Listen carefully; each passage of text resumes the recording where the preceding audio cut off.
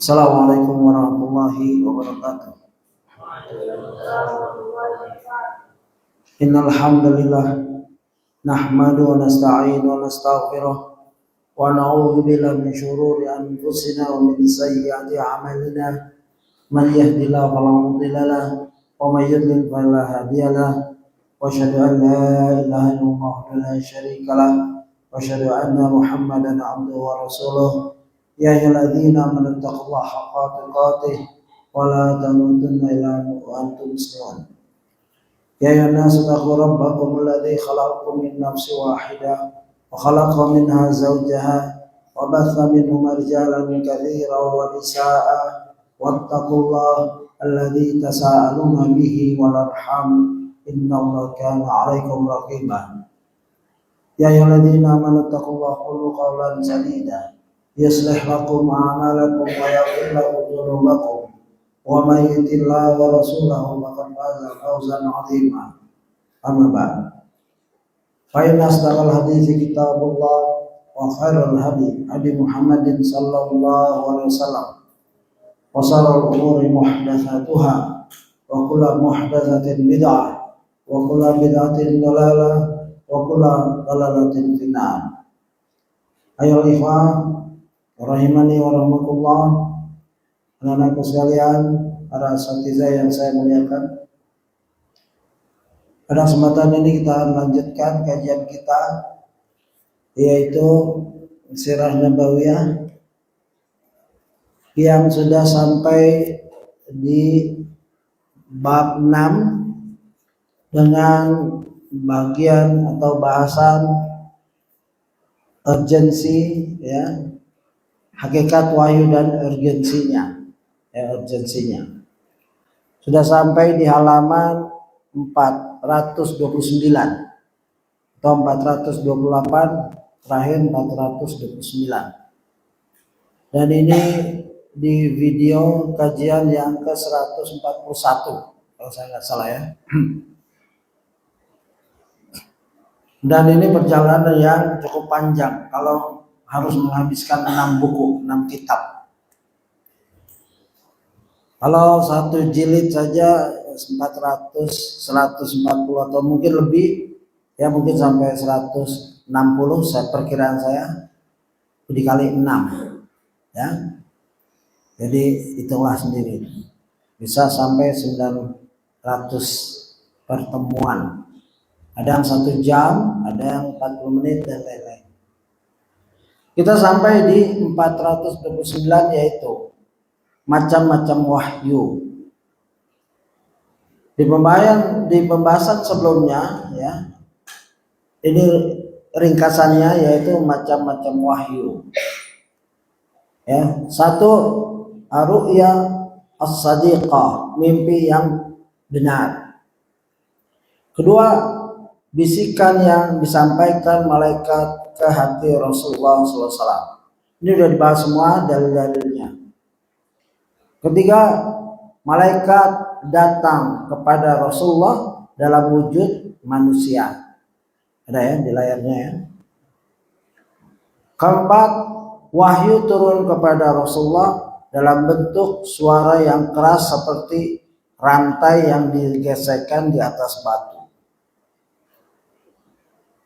5, wahyu turun bersama malaikat yang datang kepada Rasulullah SAW dengan wujud aslinya. Wahyu turun bersama malaikat. Di sini malaikat Jibril, ya, dalam bentuk aslinya datang kepada Rasulullah dengan wujud aslinya. 6, Allah berbicara, ya. 6, Allah berbicara langsung dengan Rasulullah tanpa perantaran sebagaimana yang terjadi pada Isra dan Mi'raj. Gitu. Jadi ini 6 bentuk wahyu dan semua dengan dalil, ya, dengan dalil. Dalil yang terakhir, yaitu yang ke-6, dalam suratul A'raf surat 7 ayat 143. Itu panjang, ya, dalilnya. Silakan Ustaz Juli baca kalau sudah dapatkan. Yang keenam itu. Kita sudah berakhir di situ. Belum semua. Silakan. Hah? 426, 428. Nomor 6. Allah Jalla Jalaluhu berbicara langsung dengan Rasulullah SAW tanpa perantara sebagaimana yang terjadi pada Isra dan Mi'raj. Ini dalil terakhir, ayat dalil terakhir. A'udzu billahi minasyaitonir rajim. Walamma jaa'a Musa limiqatina wa kallamahu rabbuh qala rabbi arini anzur ilayk qala lan tarani walakin انظر إلى الجبل فإن استقر مكانه فسوف تراني فلما تجلى ربه للجبل جعله دكا وخر موسى صعقا فلما أفاق قال سبحانك تبت إليك وأنا أول المؤمنين. Terjemahannya ya.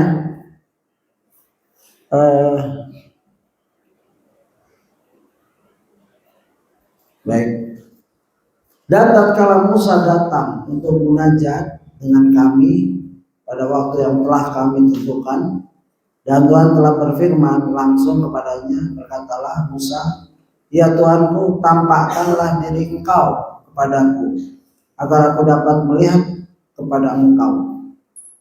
Ya, Tuhan berfirman, Allah berfirman, kamu sekali-kali tidak sanggup melihatku, tapi lihatlah ke bukit itu.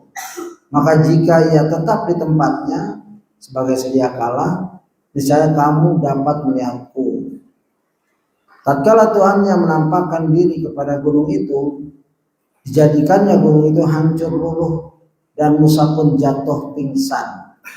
Maka setelah Musa sadar kembali, dia berkata, Maha suci engkau, aku bertobat kepada engkau dan aku orang yang pertama-tama beriman. Ya. Ini kejadian yang agung sekali untuk seorang manusia yang bernama Musa alaihissalam, yang berusaha ingin melihat gunung, melihat Allah. Kenapa kamu tahu? Kenapa? Hah? Coba diri. Kenapa? Ada yang lucu kah? Hah? Minjem apa? Baik, silakan. Kalau pinjam dikasih, ya mungkin dia kesusahan, jangan pelit. Hendaklah dalam belajar serius ya, tenang, nggak boleh dirasa gerusu. Kalau nggak mau diri sepanjang pelajaran, ini apalagi lagi baca Quran, ayat ini, hati-hati. Jangan bermain-main dengan Al-Quran. Ya, paham kamu? Paham ya? Ya. Kalau sedang diterangkan ilmu, pasang telinga, pasang pendengaran, pasang hati. Karena 3 ini fasilitas yang Allah beri kepada kita semua. Dan kamu bersyukur, ya, 3 hati ini dijaga di pondok ini, semampu kita yang satu-satu di sini. Ya, mungkin kamu jenuh, saya paham itu. Ya, mungkin besok mau apa? Mau khayal ya. Masya Allah, udah sabar. Tenang, ya. Insya Allah kamu mau khayal, gak digagalkan. Kecuali ada yang sangat-sangat perlu dihukum, mungkin sendirian di sini. Orang-orang mau khayal, kamu di sendirian aja sama saya berdua. Oh, ada masalah begitu? Ada kan? Ya, jangan sampai. Ya, ini tentang Nabi Musa alaihissalam. Ya. Rabbi arini anzur ilaika qala lan tarani. Nah, ini penting nih ayat ini. Perhatikan baik-baik. Ya. Ya Tuhanku, tampakkanlah diri engkau padaku agar aku dapat melihat engkau. Allah berfirman, kamu sekali-kali tidak sanggup melihatku. Nah, yang jadi masalah ada kata disebut lan. Yang paham bahasa Arab sedikit, lan itu abadan sifatnya. Ya, walan tarda ankal yahudu walan nasara hatta tattabi'a millatahum. Ini firman Allah dalam yang lain. Dan tidak akan riba, ya, orang Yahudi dan Nasrani sampai kamu benar-benar ngikut, ya, mereka berdua itu, Yahudi dan Nasrani. Nauzubillah. Segala cara. Nah, di sini ada tafsir Ibnu Katsir menjelaskan makna huruf lan dalam ayat ini menyulitkan analisis kebanyakan ulama tafsir, mengingat pada asalnya huruf lan diletakkan untuk menunjukkan makna ta'bid selamanya, ya, abadan, ta'bid, ya. Wa qad askala harfun lan ha huna ala katsirin minal ulama'i li'annaha mawdu'atun li nafi ta'bid. Lan, kata lan itu bermakna selamanya. Maka kaum Mu'tazilah singkatnya, ya, karena itulah orang-orang Mu'tazilah berpendapat bahwa melihat zat Allah merupakan suatu hal yang mustahil di dunia dan di akhirat nanti. Ya, begitu ulama. Kalau kita baca itu lewat aja tadi tanpa penjelasan dari ulama. Ulama kadang-kadang melihat dari bahasa, ya. Mu'tazilah terkenal orang yang mengandalkan roh. Dia melihat bahasanya langsung ke kepalanya. Dia nggak lihat tuh ayat-ayat lain, hadis lain, ya. Padahal Allah berfirman dalam ayat-ayat yang lain, yaitu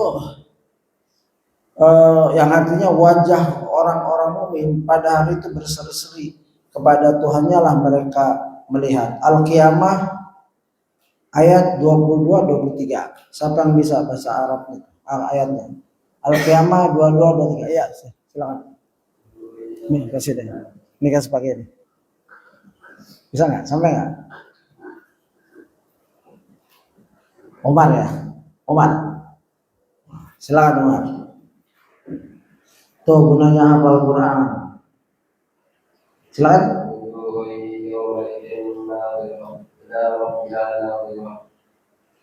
Artinya bisa.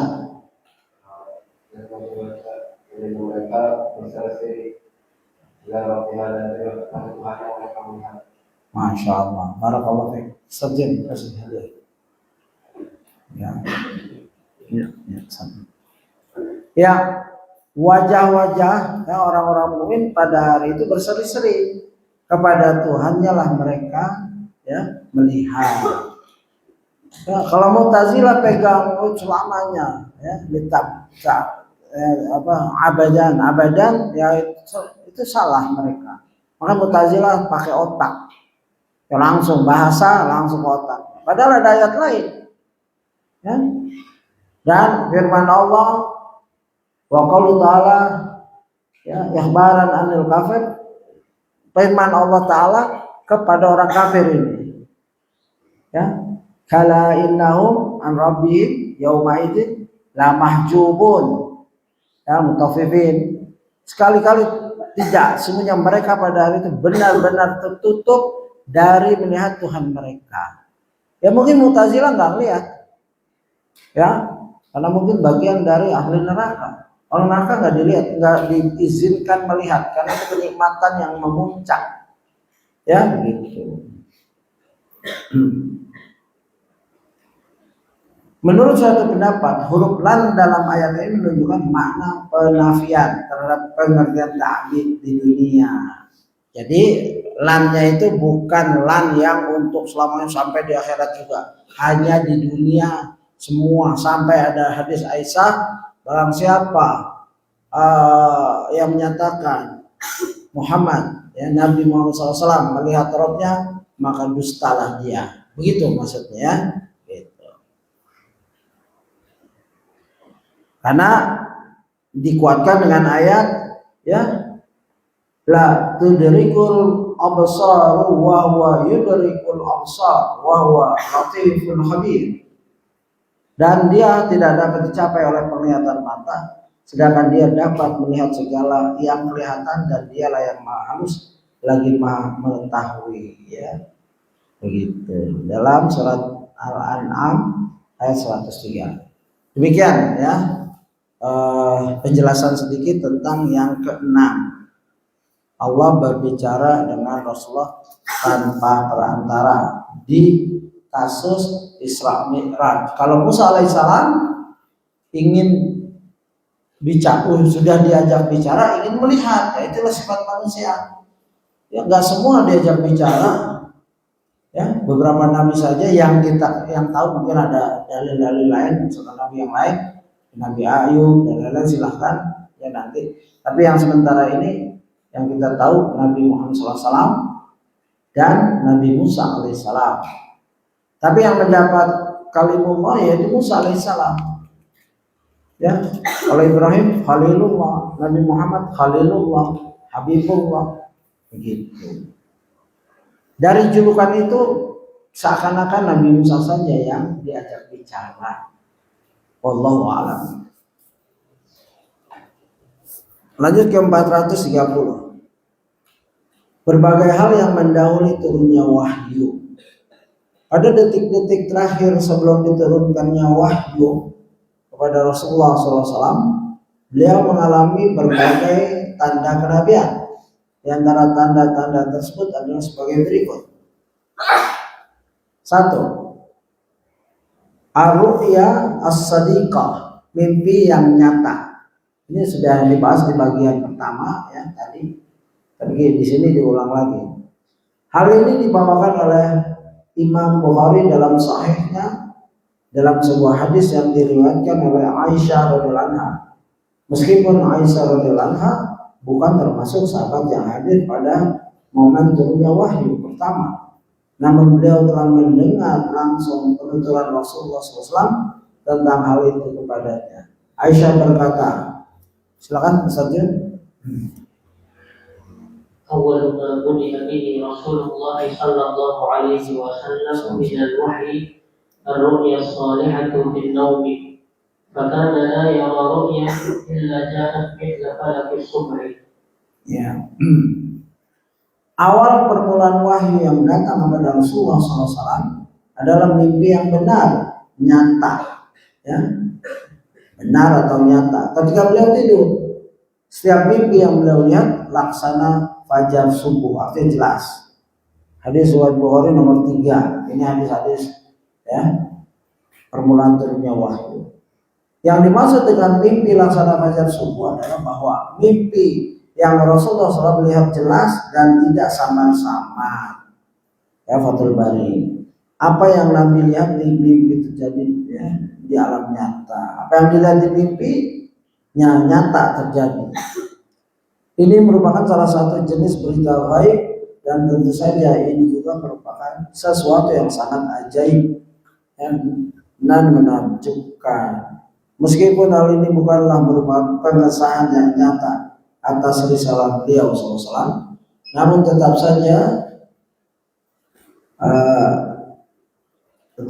ia merupakan fenomena yang sangat dahsyat dan menarik perhatian banyak orang, sehingga sangat sesuai untuk menjadi permulaan risalah beliau SAW yang sangat agung. Ya.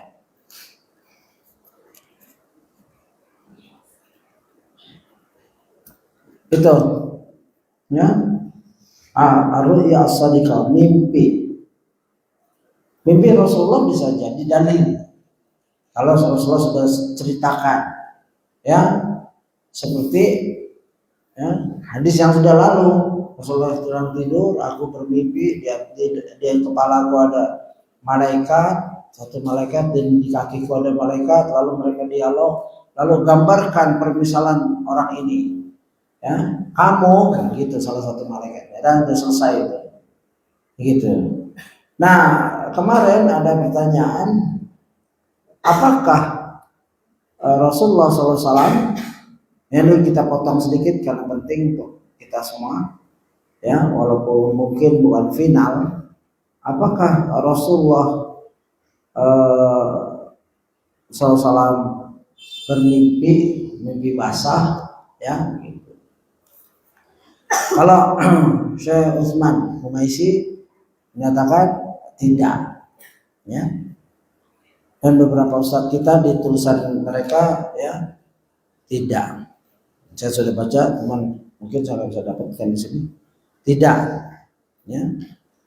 Karena itu termasuk kekurangan, ya. Di sini saya kumpulkan. Ya, dijawab oleh seorang ustadz. Ada dua perbedaan pendapat. Ada yang menyatakan tidak seorang nabi pun yang mengalami mimpi basah, ya ihtilam. Mimpi basah itu dari syaitan, itu ada. Tapi hadis ini dijelaskan karena dalam sanad hadis ini terdapat perawi yang bernama Abdul Aziz bin Sabit. Imam Bukhari dan Imam Abu Hatim menyebutnya munkarul hadis, sementara An-Nasai menyebutnya matrukul hadis. Hadis yang tadi itu munkar perawinya, matruk ditinggalkan. Maka penulis ya ini Ustaz Amin Nurbais, ru'ya min Allah wal hulmu minasyaitan. Ru'ya itu dari Allah dan al-hulmu itu dari syaitan. Hadis riwayat Bukhari 5747, Muslim 2261. An-Nawawi menukil keterangan Al-Maziri tentang makna ru'ya dan al-hulmu, ya. Istilah ru'ya untuk menyebut mimpi yang disukai, mimpi baik. Sedangkan istilah al-hulmu untuk menyebut mimpi yang tidak disukai, mimpi buruk. Syarah Sahih Muslim.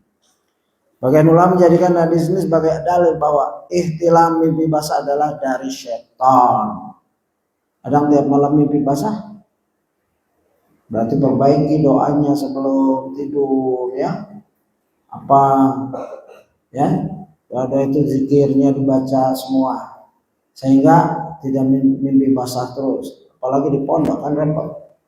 Apa mimpi basah? Apa? Sahabat ada pernah mimpi basah, ya, waktu jihad lagi, ya, dan dia mimpi jadi imam lagi. Lalu sahabat-sahabat yang lain mengkritisi, kamu junub tapi mimpi jadi imam.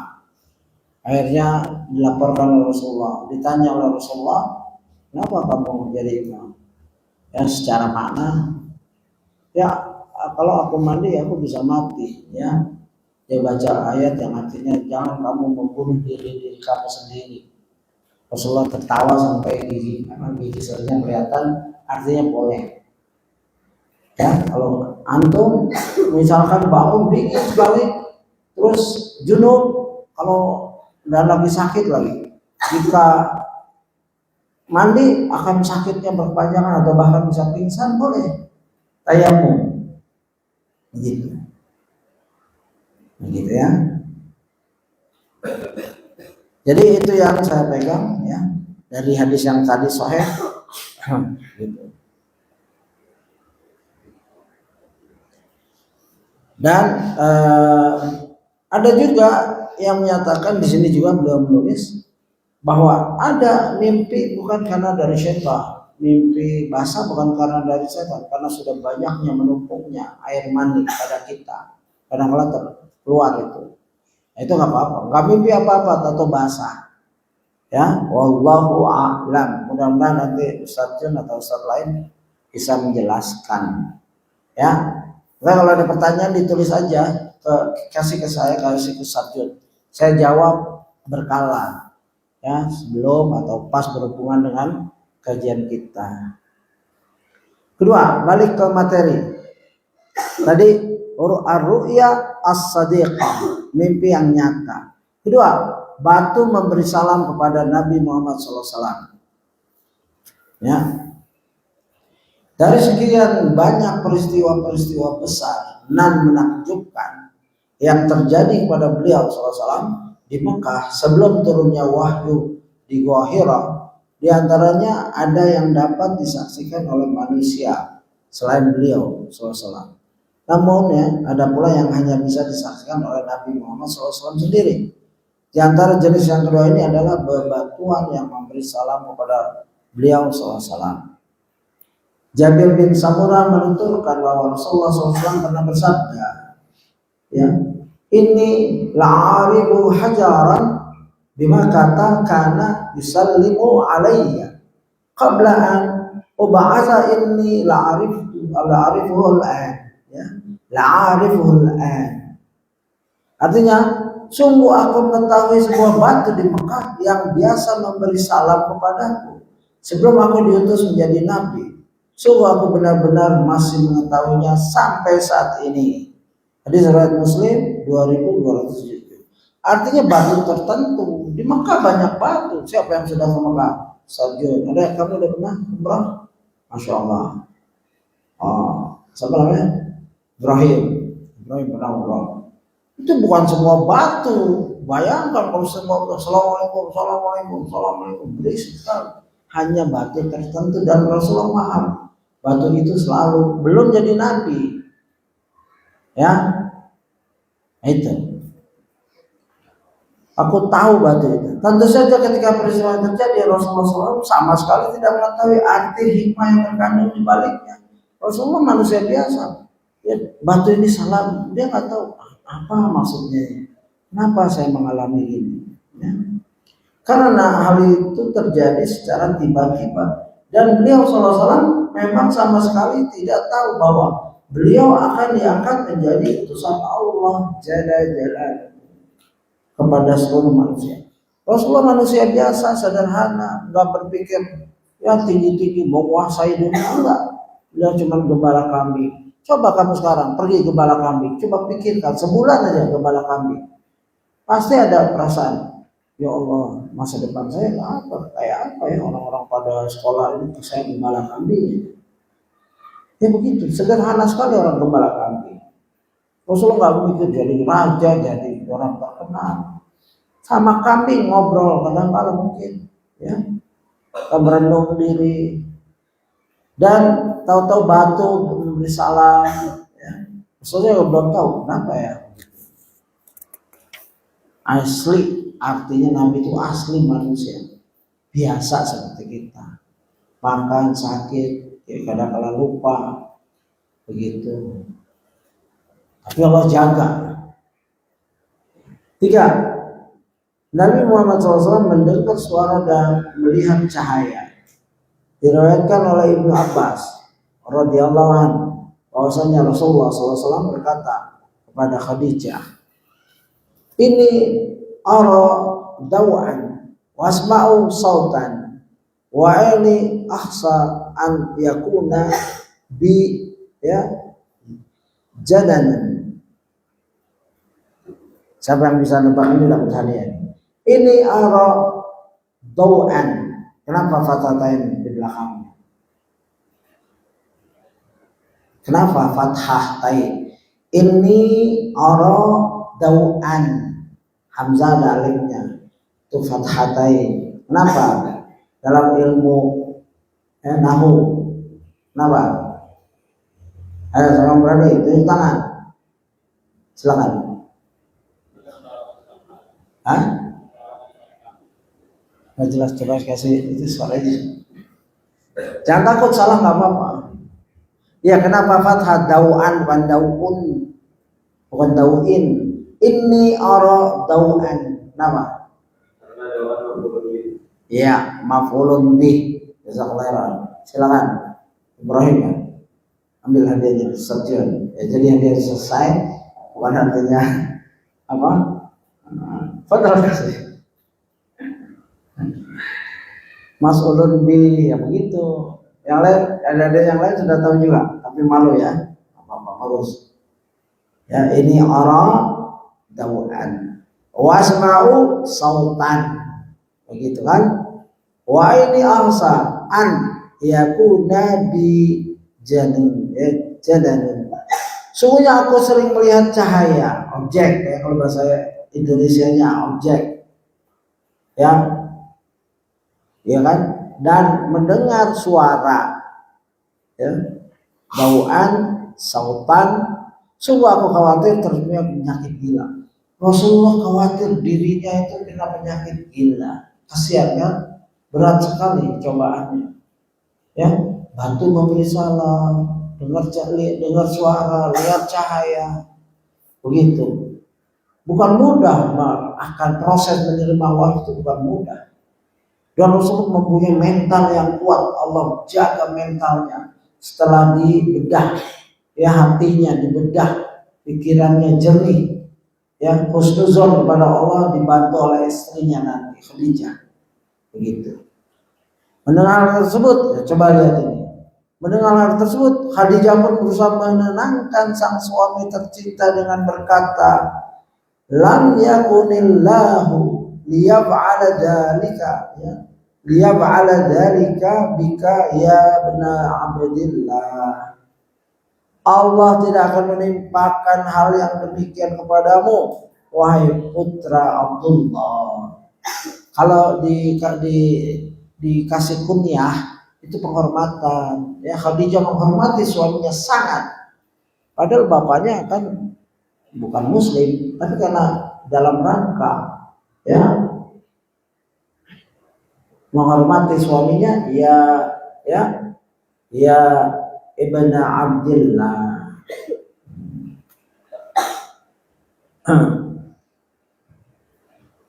Ya ibna Abdillah, gitu. Indah sekali kata-kata Khadijah, seorang istri yang agung.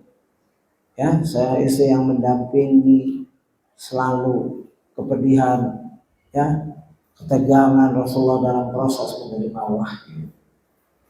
Begitu. Akhirnya Khadijah pun menceritakan apa yang dialami oleh suaminya kepada Waraqah bin Naufal. Waraqah pun menjawab. Siapa Waraqah? Ingat? Waraqah bin Asad bin Naufal bin Abdul Uzza, ya kan? Terkenalnya Waraqah bin Naufal. Kalau nggak salah Waraqah bin Asad bin Naufal atau Waraqah bin Naufal bin Asad bin Abdul Uzza, ya, masih bersaudara dengan paman, ya kalau nggak salah, dengan Khadijah. Dan Khadijah istri yang cerdas. Dia tahu, ya, ini perlu orang yang berilmu dalam menjelaskan ini. Nggak mampu Khadijah menjelaskan ini, maka dibawalah ke Waraqah bin Naufal. Waraqah pun menjawab, jika ia jujur. Nah, lihat kehati-hatiannya seorang alim. Kalau langsung wah itu Nabi, bukan. Jika dia jujur, maksud jika Nabi itu jujur, maka sesungguhnya ini adalah namus, seperti namus Musa. Seandainya ia diutus sedangkan aku masih hidup, maka aku akan memuliakannya, menolongnya, dan beriman kepadanya. Ya, hadis riwayat Ahmad 2845 dan dinyatakan sahih oleh Al-Arnaud.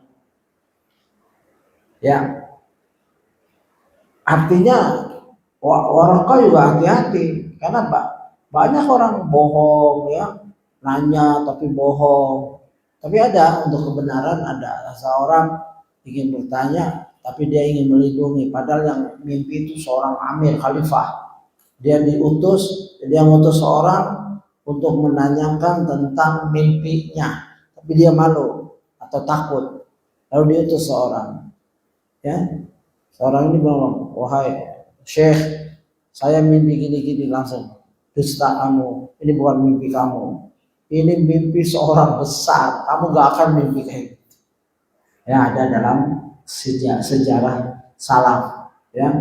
Dari khalifah, ya, malu dia menceritakan atau takut atau apa, langsung nyuruh. Jadi seorang ahli takwil itu bisa melihat bukan mimpi kamu, ini mimpi orang lain, ada yang nyuruh kamu, ya, gitu. Nggak pantas kamu mau mimpi kayak gini, gitu. Ya, hati-hati kalau yang jujur, yang ahli takwil mimpi seperti itu. Ulama yang terkenal ahli mimpi adalah Ibnu Sirin, tapi kitabnya banyak dipalsukan, atau ada kitab yang takwil mimpi katanya bukan kitab Ibnu Sirin, wallahu a'lam, dan sudah diterjemahkan, jadi bacanya hati-hati. Kalau baca cari yang sudah ditahqiq oleh ulama yang kuat dalam sunnah. Jika ia jujur, maka sesungguhnya ini adalah namus, ya, seperti namus Musa. Seandainya ia diutus sedangkan aku masih hidup, maka aku akan memuliakannya, menolongnya, dan beriman kepadanya. Ini kejujuran Waraqah, ya, saudara dari Khadijah. Dia siap menolong Nabi. Ya, gitu.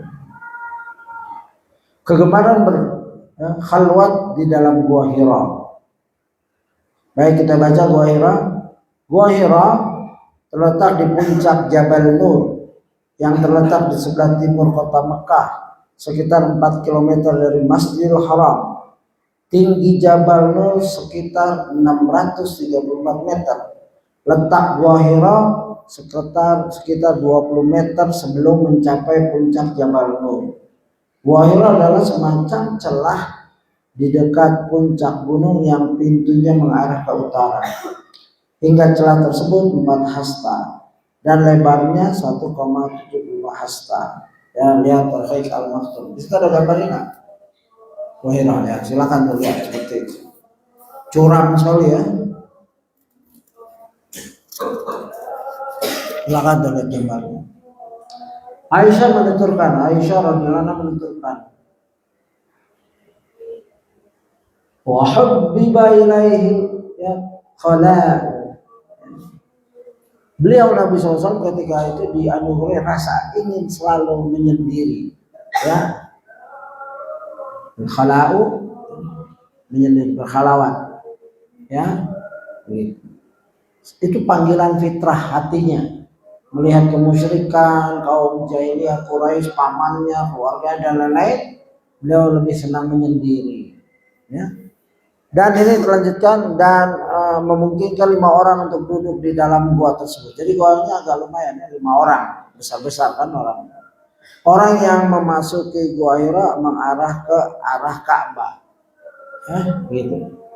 Dan memungkinkan bagi seorang yang berdiri di atas Jabal Nur untuk melihat Mekah dengan beserta bangunan-bangunannya. Jadi tinggi. Berdiri di Jabal Nur harus kelihatan ke Mekah. Apalagi sekarang ya, dengan lampu dan lain-lain. Kalau dulu kan sederhana gambarannya. Ya. Orang yang hendak ke Gua Hira harus sampai dulu ke puncak Jabal Nur, lalu turun ke arah sebelahnya sekitar 20 meter. Puncak dulu, baru turun. 20 meter turun. Ya, begitu. Dan ini adalah jalan satu-satunya yang memungkinkan untuk sampai ke Gua Hira saat ini. Begitu.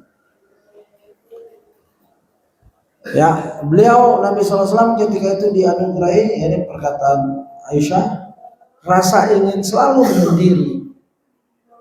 Sebenarnya perbuatan Rasulullah itu boleh diterapkan sampai sekarang, tapi nggak harus bertapa, ujlah tahu, pergi ke gunung ya, melihara kambing, tapi bodoh nggak ada ilmu, akhirnya sesat lagi di gunung. Ngapain? Yang nggak didik anaknya, nggak paham din. Kalau masih bodoh, ini bergaul dengan manusia masih banyak ustaz-ustaz, kitab-kitab perpustakaan, begitu.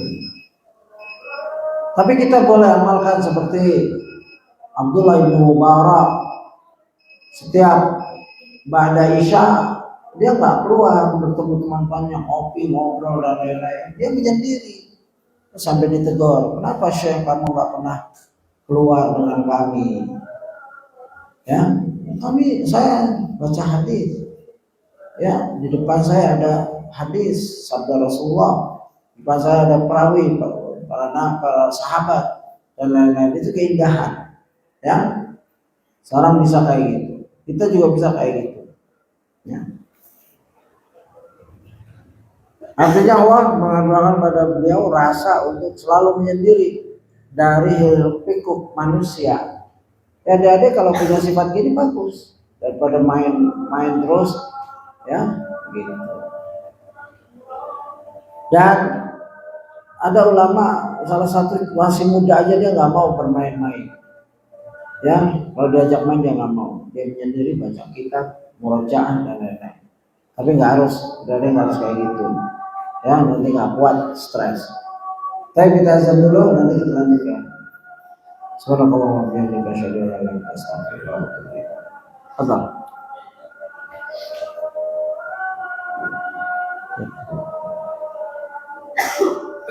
Allah. Allah.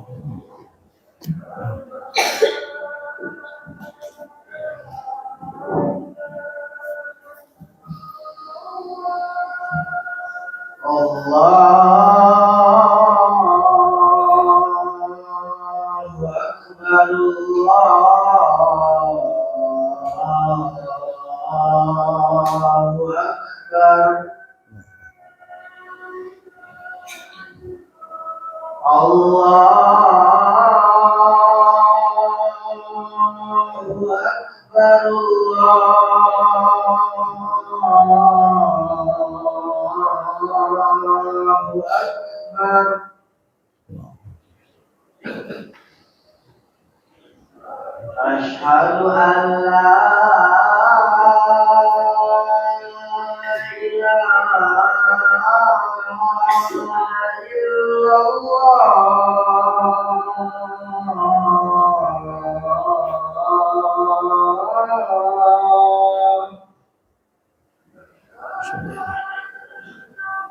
أشهد أن لا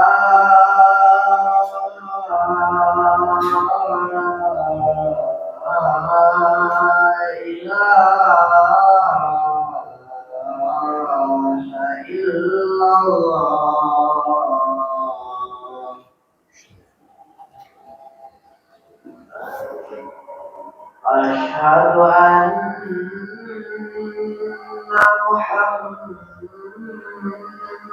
محمدا رسول الله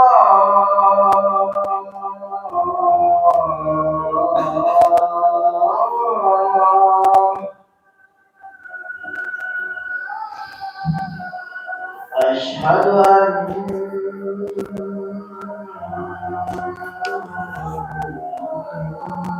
محمدا رسول الله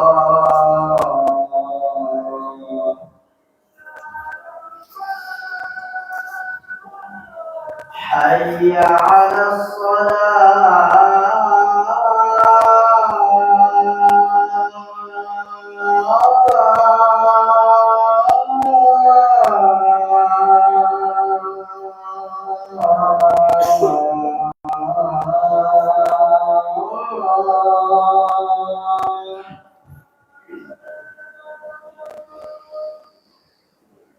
حي على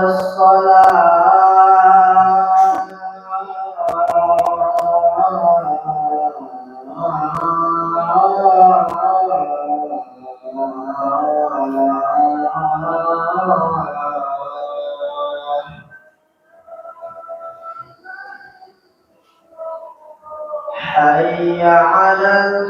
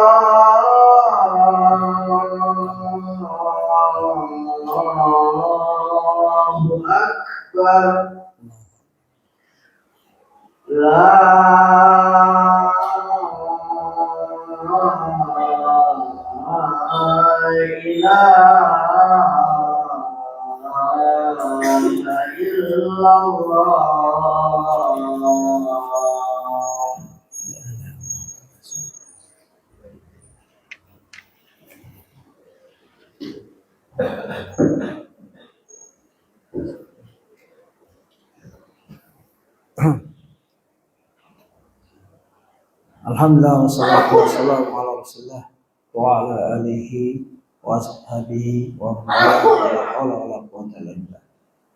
Kita lanjutkan ya, karena kesaksian Aisyah radhiyallahu anha wa hubbiba ilaihi berkhalawat ya, itu kesenangan Nabi, dianugerahkan oleh Allah ya. Kalau anak-anakku sekalian senang menyendiri dalam rangka kebaikan, baca kitab, murojaah, itu adalah anugerah dari Allah. Ya, jangan sombong. Ya, hati yang menggerakkan itu Allah dan kita mengikuti. Ya. Dan mohon seperti itu, kenikmatan seperti itu. Seperti Ibnu Taimiyah, ya, bagaimana mereka ya memenjarakan, sedangkan penjara adalah ya halatnya dia dan lain-lain. Ada perkataan yang bagus sekali. Ya. Bahkan ada perkataan, andaikan aku punya emas atau punya harta, aku akan kasih kepada orang yang menjebloskan aku penjara ini. Ya, karena di penjara beliau menafsirkan Quran dan lain-lain. Gitu. Secara umum bangsa Arab mengetahui bahwa Allah Jalla Jalaluhu adalah Rabb yang menciptakan alam semesta ini. Begitu juga menciptakan mereka semua. Allah Jalla Jalaluhu berfirman, "Wala in sa'altahu man khalaqas samawati wal arda la yaqulunna Allah.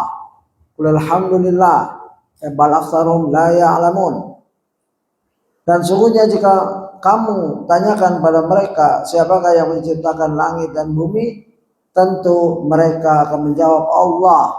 Ya, katakanlah segala puji bagi Allah, tapi kebanyakan mereka tidak mengetahui. Quran surat Luqman ayat 25. Kalau ditanya siapa yang bertanya kamu, Allah, tapi syirik, ya, minta pada dukun, gunung dan lain-lain. Jadi kita kepotong namun azan. Ya. Ini ayat yang sering kita bacakan dan ustaz-ustaz kita bacakan. Ini babnya bab tauhidu rububiyah. Tauhid ada 3, tauhidu rububiyah, uluhiyah atau ubudiyah, ketiga asma wa sifat. Ya, tuh yang kita pahami. Dan ini adalah salah kalau dibilang kita ngikut Kristen Trinitas. Beda sekali. Ini hanya memberi nama tauhid berdasarkan Quran dan Sunnah, ya, maka disimpulkan oleh ulama pendahulu, bukan bidah ini. Makanya tauhidur rububiyah, ya, gitu. Nggak pakai nama itu juga nggak apa-apa. Yang penting paham, ya, bahwa orang kafir, musyrik, jahiliyah paham tauhid rububiyah. Ini ya walain saltahum khitabnya kepada mereka orang-orang kafir. Gitu. Namun pada kenyataannya mereka malah menyembah berhala-berhala, nah, begitu kata Ustaz. Lebih parahnya lagi, mereka menganggap bahwa berhala-berhala tersebut adalah penolong-penolong mereka di sisi Allah Jalla Jalaluhu. Akal yang sehat dan fitrah yang masih murni pastilah menolak cara ibadah yang demikian ini. Rasulullah penuh fitrahnya bersih, suci. Nolak, kenapa mereka menyembah batu, musab batu, ya, dan lain-lain. Bagaimana mungkin seorang manusia yang berakal menyembah bebatuan atau meyakini bahwa bebatuan ini mendatangkan manfaat atau mudarat? Oleh karenanya sungguh Rasulullah SAW sama sekali tidak pernah menyembah bebatuan selama hidup beliau. Beliau telah mengetahui bahwa di alam semesta ini ada Tuhan Rabb yang berhak untuk disembah. Maka pencipta dan maha memberi rezeki, ya, begitu. Maha pencipta dan maha memberi rezeki. Namun beliau masih belum tahu bagaimana cara yang benar untuk menyembahnya. Hingga turunlah wahyu dari Allah kepada beliau, ya, begitu. Rasulullah sudah paham ini nggak benar ini, tapi beliau nunggu perintah, nggak langsung yang benar begini, ngarang, nggak boleh. Rasulullah tidak ngarang, padahal sudah dipanggil bersih, nggak mulai sebelum ada perintah. Ibadah nunggu perintah, bukan ngarang, bukan kira-kira. Kayaknya enak nih kalau begini ibadah, tidak boleh. Ini aslinya begitu. Rasulullah nunggu perintah. Sebenarnya dia tahu nih kesalahan nih. Konyol keliling Ka'bah tawaf sambil ngusap batu, ya, sebagaimana kesaksian Anas kalau nggak salah, Anas mau ngusap kita, jangan kamu usap itu batu, apa berhala, tawaf saja, ya. Allah Jalla Jalaluhu berfirman, "Wajadaka dhalan fahada," dan dia mendapatimu sebagai orang yang bingung, lalu dia memberikan petunjuk. At-Tuhan ayat 7. Kata dalan berarti bahwa Nabi Muhammad SAW belum mengetahui syariat Islam dan Al-Quran, ya, tapi nggak menyembah selain Allah. Beliau yakin ini nggak benar, bukan sesat, bukan. Dalan bingung, nggak tahu. Berbagai kejadian ini dan berbagai kejadian dan tahapan telah dilewati oleh Rasulullah SAW sebagai persiapan sebelum turunnya wahyu pada beliau. Seperti batu yang memberi salam pada beliau, dibelahnya dada beliau, kesenangan untuk menyendiri, mimpi yang benar-benar terjadi selama 6 bulan berturut-turut, ya. Itu catatan kakinya 26 ya, Fathul Bari semua. Hingga akhirnya malaikat Jibril alaihissalam mendatangi beliau, ya, salam di Gua Hira. Ketika bekal beliau habis setelah beberapa malam berdiam di Gua Hira, Rasulullah SAW turun untuk mengambil lagi perbekalan dari istrinya Khadijah radhiyallahu anha. Lalu kembali lagi ke Gua Hira. Lantas apa sebenarnya ibadah yang dilakukan oleh Nabi Muhammad SAW di Gua Hira pada masa tersebut? Ada banyak pendapat di kalangan para ulama terkait hal ini, diantaranya, ya, dicatat penting. Kan Rasul belum tahu cara ibadah, belum dapat wahyu. Lalu ada pendapat ulama. Ya, satu, Rasulullah SAW beribadah seperti ibadahnya Nabi Ibrahim alaihissalam, walau akhirnya menimbulkan pertanyaan, ya. Di sini catatan kakinya panjang. Coba silakan Ustaz itu dibaca nomor 27 catatan kaki. Ada. Dan ini adalah pendapat yang dipilih oleh Al-Alusi dalam tafsirnya. Dia berkata, وفسر التحنث بالتحنث أي اتباع الحنيفية وهي دين إبراهيم عليه الصلاة والسلام، والفاء تبدل ثاء في كثير من كلامهم، والذي ينبغي أن يرجح كون ذلك من شرع إبراهيم عليه السلام لأنه من ذريته عليه الصلاة والسلام وقد كلفت العرب بدينه. Ya, selesaikan bahasa Indonesia itu. Dan lafaz at-tahannus ditafsirkan dengan at-tahannus mengikuti al-hanifiyah, yaitu agama Ibrahim alaihissalam. Huruf fa sering diganti dengan huruf ta dalam bahasa Arab. Dan yang hendaknya dikuatkan adalah Nabi beribadah dengan syariat Nabi terdahulu, yaitu syariat Nabi Ibrahim alaihissalam, karena Nabi Muhammad SAW termasuk keturunan Nabi Ibrahim alaihissalam. Dan orang-orang Arab telah dibebani untuk beribadah dengan agama Ibrahim. Ruhul Ma'ani. Yaitu tafsir Ruhul Ma'ani, ya, yang dikutip oleh Ustaz. Satu, ya, itu sudah. Rasulullah beribadah menurut Nabi Ibrahim. Rasulullah SAW ketika beribadah dengan memberi makan kepada fakir miskin. Bentuk ibadah memberi makan, ya. Itu yang orang Quraisy kafir juga memberi makan. Bahkan kualinya itu kalau sampai bisa dinaikin, ya, bisa ribuan orang bisa makan. Rasulullah SAW ketika itu beribadah dengan tafakur perihal keagungan penciptaan alam semesta, ya, begitu, tafakur, ya, sesuai dengan ayat atau, ya, inna fi khalqis samawati wal ardi wa ikhtilafil laili wan nahar, dan seterusnya. Ulul albab itu selalu bertafakur penciptaan Allah yang begitu, ya. Rasulullah SAW ketika itu beribadah dengan berkhalwat, ya, yakni mengasingkan diri dari kemaksiatan dan lingkungannya. Karena seperti yang telah menjadi fakta sejarah bahwa moral para penduduk Makkah ketika itu dalam keadaan rusak. Dan kita juga tahu bahwa Ka'bah dapat terlihat jelas secara langsung dari Gua Hira. Demikian pula dengan kota Makkah. Jadi seakan-akan Nabi SAW memandangi dan merenungi kerusakan yang terjadi di kota Mekah dari kejauhan. Menjauhnya seorang dari kemaksiatan dan lingkungannya adalah ibadah tersendiri. Dan inilah yang dilakukan oleh Nabi Ibrahim AS tatkala meninggalkan kaumnya yang musyrik. Allah Jalla Jalaluhu berfirman tentang beliau, ya, waqala ini zahibun ila rabbi, sebenarnya aku pergi menghadap kepada Rabbku. Ya, surat As-Saffat begitu. Wallahu a'lam bishawab. Hanya Allah lah yang mengetahui secara pasti tentang ibadah yang dilakukan oleh Rasulullah SAW pada masa beliau berkhalwat. Berbagai hal yang mendahului turunnya wahyu. Satu, ar-ru'ya as-sadiqah, mimpi yang benar. Dua, batu memberi salam kepada Nabi Muhammad SAW. Tiga, Nabi Muhammad SAW mendengar suara dan melihat cahaya. Keempat, kegemaran berkhalwat di dalam gua Hira.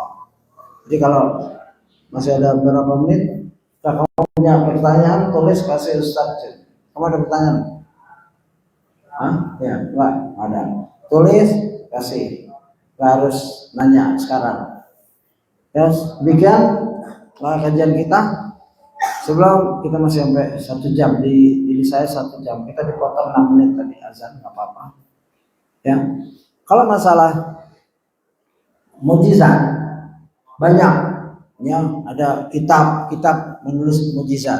Di antara sini ada tulisan bagus, ya, dari kutipan dari kitab besar, ya, yaitu Asy-Syifa bi Ta'ribil Huquqil, ya, Mustafa karya Qadiyat, ya, buku lama ini, ditulis oleh seorang ustaz, disalin oleh seorang ustaz, ya, gitu. Kalau ayat Al-Quran Al-Anbiya surat 21 79, wasakharna ma'a Dawud al-jibala yusabbihna wat-tayr wa kana fa'ilin. Telah kami tundukkan gunung-gunung dan burung-burung semua bertasbih bersama Daud, dan kamilah yang melakukannya. Gunung, burung tasbih bersama Daud, ya, gitu. Bukan Nabi Muhammad saja. Walaqad ataina Dawuda minna fadla ya jibalu awwili ma'hu wat-tayr, ya, walanna lahul hadid, ya, dan sebenarnya telah kami berikan kepada Daud karunia, dan kami beriman, ya, kami berfirman, hai gunung-gunung dan burung-burung, bertasbihlah berulang-ulang bersama Daud, dan kami telah menunaikan besi untuknya. Sabah surat 34 ayat 1. Besi dilunakkan, ya, begitu, lain. Makanya muhaddits Sunan Abi Dawud, ya, muhaddits tingkatannya di dalam kutub sittah setelah Bukhari, Muslim, Sunan Abi Dawud. Itu Abi Dawud seperti Nabi Daud dalam melunakkan besi. Artinya dengan keahliannya, kepakarannya, hafiz, faqih, ya, Sunan Abi Dawud, ya, rahimahullah, mampu menyusun kitab yang begitu bagus berdasarkan kaidah-kaidah fikih. Sehingga ada ulama-ulama, ya, Ustaz Dr. Basrahim, Haikal Basrahim menyatakan waktu sarah Sunan Abi Dawud, andaikan seorang mencoba Quran dan Sunan Abi Dawud cukup, dia faham Sunan Abi Dawud cukup. Al-Quran begitu, karena di dalamnya tuh kitab-kitab fikih, ya, bab-bab fikih yang penting-penting disusun berdasarkan hadis. Memang ada hadis yang lemah, tapi bukan lemah sekali. Ada pembahasan tentang derajat hadis yang disusun, gitu. Dan juga banyak nanti mungkin ke depannya kita akan membaca mukjizat Rasulullah SAW, ya. Salah satunya kita dahulu, ya, sifat sejarah gitu, bisa ngulang-ulang tentang turunnya wahyu, pernah kita baca saat Khadijah melembutkan, menenangkan hati suaminya. Nah, ini mungkin kita sedikit singgung. Abdullah bin Mas'ud radhiyallahu anhu berkata, laqad kunna nasma'u tasbihat ta'ami wa huwa yu'kal. Sungguh kami mendengar makanan bertasbih dalam keadaan sedang dimakan. Bukhari 3579. Jika dengar hadis-hadis yang seperti ini, nggak boleh kita meledek. Ya nggak boleh. Bagaimana itu caranya? Sok-sokan menantang nggak boleh. Itu bisa kufur. Dan sebagaimana saya kutip, ya Harun ar-Rasyid, Khalifah, ada orang ngeledek, di mana itu pertemuan Adam dan Musa? Ya, tentang debatnya Adam dan Musa. Ya geram sekali. Harun ar-Rasyid sudah menyiapkan karpet dari kulit mau ditebas. Ya begitu. Jangan langsung dibawa ke bercandaan hal-hal kayak ini. Dari Abu Dzar radhiyallahu anhu ia berkata, sungguhnya aku menyaksikan Rasulullah SAW di dalam sebuah halaqah, di tangannya ada batu kerikil, lalu batu kerikil itu bertasbih di telapak tangannya. Bersama kami ada Abu Bakar, Umar, Utsman, Ali radhiyallahu anhum. Maka orang-orang berada dalam halaqah semua mendengar tasbihnya. Kemudian batu itu diberikan kepada Abu Bakar radhiyallahu anhu. Lalu batu tersebut bertasbih di telapak tangannya. Semua yang berada dalam mendengar tasbihnya. Kemudian diberikan kepada Rasulullah SAW dan bertasbih lagi di telapaknya. Kemudian diberikan kepada Umar radhiyallahu anhu, lalu bertasbih di telapak tangannya. Semua yang berada di halaqah mendengar tasbihnya. Kemudian diberikan kepada Utsman bin Affan radhiyallahu anhu, lalu bertasbih di tangannya. Kemudian diberikan kepada kami, tapi batu tersebut tidak bertasbih ketika berada di tangan salah seorang dari kami. Ya. Begitu. Itu sekehendak Allah. Kasih Rasulullah lagi bertasbih kayak batu mungkin yang itu atau apa Allah alam. Jadi kasih Abu Bakar masih bertasbih, Umar masih bertasbih, Utsman masih bertasbih. Begitu kasih yang lain enggak bertasbih lagi. Hadis riwayat Tabrani dalam Al-Awsat nomor 1244, Al-Bazar nomor 4040. Al-Haythami berkata hadis ini sanadnya sahih, mazbun, ya, Majma'ul Zawaid, ya, dan disahihkan oleh Al-Albani dalam Takhrij Kitab As-Sunnah nomor 1146. Baca hadis-hadis seperti ini harus teliti, jangan asal-asalan. Ya, hadis palsu di sini akhirnya bingung kita. Tapi kalau yang gini benar, Syekh Albani mensahihkan. Kalau bisa dapatkan aslinya nanti kalau antum mungkin Ustaz Jun mencarikan hadisnya, ya, dan bahasa Arabnya dan takhrijnya. Jadi kita tenang. Dan wallahu alam, ya, searah hadis ini mungkin itu indikasi juga, ya, bahwa dari Rasulullah ke Abu Bakar, ke Umar. Rasul masih hidup, ya. Maka yang jadi khalifah itu Abu Bakar, Umar, Utsman. Selalunya begitu. Abu Bakar, Umar, Utsman, Ali. Abu Bakar, Umar, Utsman, Ali, begitu. Wallahu alam, demikian kajian kita malam ini. Semoga kita semua dapat mengambil manfaat dan juga mengamalkannya di dunia ini agar kita bahagia di akhirat kelak. Ya, dan kebahagiaan itu di dunia dimulai dengan jannah. Di dunia adalah talabul ilmi, majelis ilmu. Itu adalah kebun-kebun surga yang kita berada di dalamnya setiap saat jika mampu atau semampunya, ya. Demikian. Dan juga nanti di jannah yang benar, yaitu Jannatul Na'im, di mana seorang beriman akan melihat nikmat yang paling tinggi, yaitu melihat Allah Subhanahu wa taala. Subhanallah wa bihamdihi asyhadu an la ilaha illa anta astaghfiruka wa atubu ilaik. Assalamualaikum warahmatullahi wabarakatuh.